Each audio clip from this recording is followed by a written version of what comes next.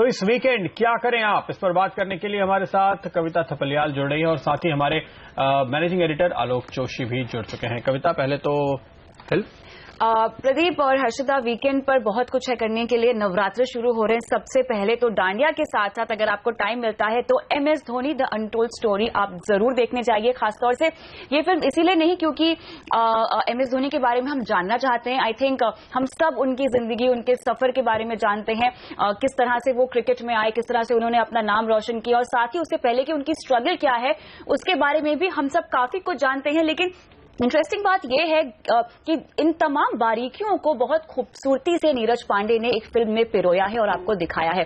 तो even if आप जानते हैं कि फिल्म की कहानी क्या है और MS धोनी की जर्नी कैसी है, वो फिल्म के रूप में देखना उस अपने आप में काफी इंटरेस्टिंग लगता है, काफी एंटरटेनिंग लगता है। लेकिन हाँ, कई बार आपको लगेगा कि बहुत रेपिटेटिव है, बिकॉज अरे हम सब तो जानते हैं इसके बाद क्या होगा। तो जो एक्साइटमेंट लेवल है, स्पेशली जो क्रिकेट पार्ट जो उनका करियर है उस हिस्से की, उसके बारे में हम सब अच्छी तरह से वाकिफ हैं, जानते हैं। लेकिन हाँ, उनकी बचपन की जो कहानियां हैं जो रियली अनटोल्ड है, उनके माता पिता के साथ जो उनके रियल इंसिडेंट्स हैं और जिस तरह से धोनी को अपने माता पिता को मनाना पड़ा था क्रिकेट में आने के लिए, वो सब चीजें इस फिल्म को बहुत दिलचस्प बनाती हैं। काफी इंटरेस्टिंग है क्योंकि इससे पहले जो अजहर पर मूवी बनी थी उसमें अजहरुद्दीन के खुद आके उन्होंने शॉट्स खेले हैं, लेकिन सुशांत सिंह को इतनी बढ़िया ट्रेनिंग किरण मोरे ने दी है कि वो हेलीकॉप्टर शॉट उन्होंने काफी सही तरीके से खेला है। तो आई बी इंटरेस्टेड टू सी कि वो बाकी में स्क्रीन में कैसा दिखा और कितने वो क्लोज आए हैं MS धोनी की परफॉर्मेंस जो फील्ड पर है उससे बहुत शिद्दत से निभाया है उन्होंने ये किरदार। बिल्कुल। लेकिन और अब बात करेंगे किताब की। जी हाँ, जिस तरह से इस वक्त भारत और पाकिस्तान के बीच दबाव बढ़ रहा है, आपने इसी मुद्दे से जुड़ती हुई एक किताब चुनी, ऐसा लगता है? हाँ, मैंने जानबूझ के नहीं चुनी है, लेकिन संयोग है कि इस वक्त आ गई। 2 हफ्ते से किताब है मेरे पास, मैं पढ़ने की कोशिश कर रहा था, लेकिन आज का दिन जाहिर है इस शुक्रवार ये बहुत मौजूद या सामयिक हो जाती है। बहुत दिलचस्प किताब है, sleep walking to surrender, dealing with terrorism in Pakistan. ये खालिद अहमद साहब हैं, पाकिस्तान के बहुत मशहूर कॉलमिस्ट हैं, इंटरनेशनली एक्लेम्ड हैं। उनकी लिखी हुई किताब है और नाम से साफ है कि क्या है, पाकिस्तान आतंकवाद की लड़ाई में ऐसे बिहेव कर रहा है जैसे कि वो हारने की तरफ खुद बढ़ रहा है। और ये किताब आप शुरू करते हैं पहले चैप्टर से, दिल दहला देने वाली किताब है। आप महसूस करते हैं कि पाकिस्तान में क्या हो रहा है। और ये किताब लिखना बेहद हिम्मत का काम है, मैं कहूँगा। किसी भी समाज में अपने समाज की बुराइयों के खिलाफ लिखना आसान नहीं होता है, हमारी जैसी ओपन डेमोक्रेसी में नहीं होता है। पाकिस्तान जैसे स्टेट में रहकर कोई आदमी इस तरह की किताब लिख रहा है, ये बहुत हिम्मत का काम है। लेकिन किस तरह की रिलेशनशिप की बात यहाँ पर हुई है, स्पेशली क्योंकि नाम ही लिखा है स्लीप वॉकिंग टू सरेंडर, तो एक अंदाजा है कि पाकिस्तान की स्ट्रैटेजी शायद कुछ और ही है। लेकिन क्या रिलेशनशिप कैसे? जब स्लीप वॉकिंग टू सरेंडर कहते हैं, इसमें तो वो पाकिस्तान की अंदर की दास्तान है कि एक पूरा समाज कैसे एक सरेंडर मोड में चला गया है या मजबूर हो गया है। आप उस समाज का बड़ा हिस्सा, क्योंकि जब मैं कह रहा हूं दिल दहला देने वाली कहानी है, अगर आप इसमें खुद को एक पाकिस्तानी के तौर पर रख के देखेंगे तो आजकल जो माहौल है हमारे देश में, सोशल मीडिया में जो लड़ाई का माहौल है, आप उससे उल्टी तस्वीर आपके दिमाग में बनेगी। आपको लगेगा कि कितने बेचारे लोग हैं, इनको कितनी मदद की जरूरत है।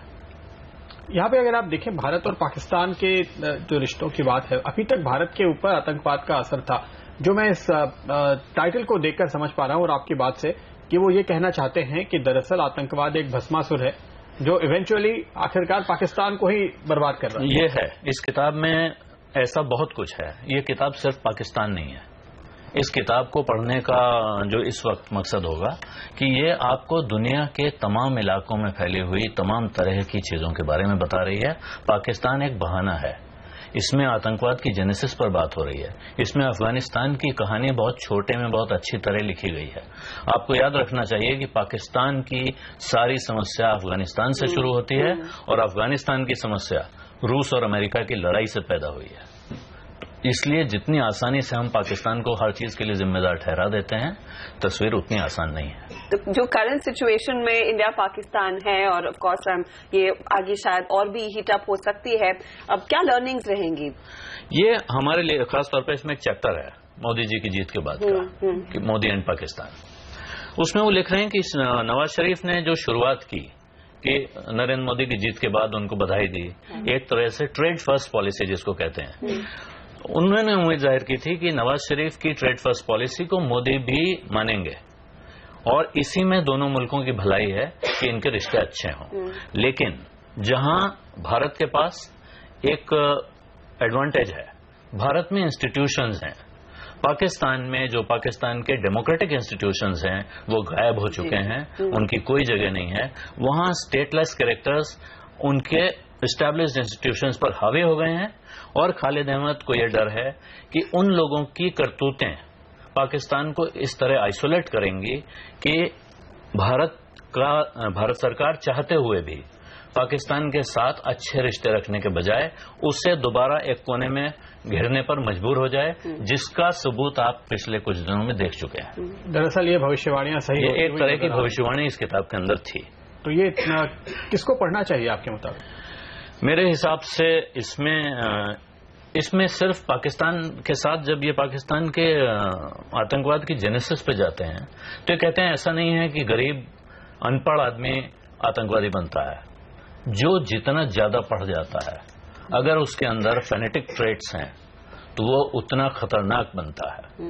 और ये सबक खालिद अहमद इस्लाम के संदर्भ में दे रहे हैं, लेकिन मुझे बहुत अफसोस के साथ कहना पड़ रहा है कि ये हर मजहब पर बिल्कुल बराबर से सही उतरता है।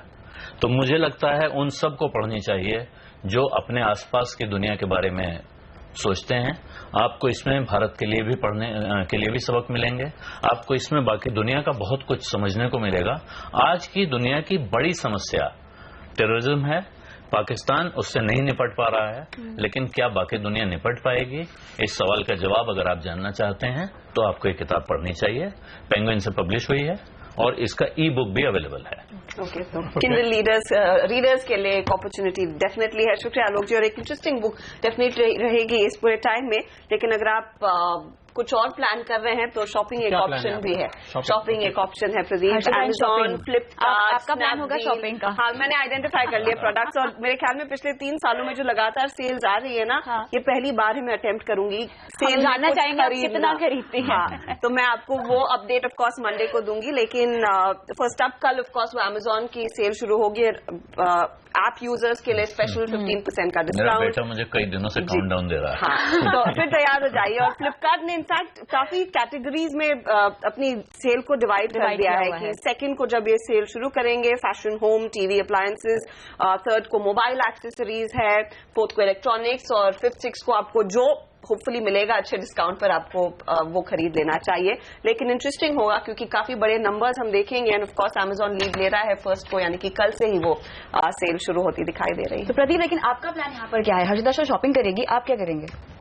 तो अभी जानना चाहती है कि नवरात्रि का प्लान क्या है? एग्जैक्टली। ये वीकेंड तो नवरात्रि की शुरुआत बता रहा है, और जाहिर है कि आपको डांडिया के लिए काफी ऑप्शन मिल रहे हैं मुंबई में भी और हर एक शहर में जहां जहां डांडिया का फैशन है, खासतौर पर पूरे गुजरात में। तो अगर आप ऐसे शहरों में हैं तो जरूर ये एक शानदार मौका है, और साल में एक बार आता है। सेल तो कई बार लगती है, इसलिए सेल फिर लगेगी तो उसका फायदा उठा लेंगे।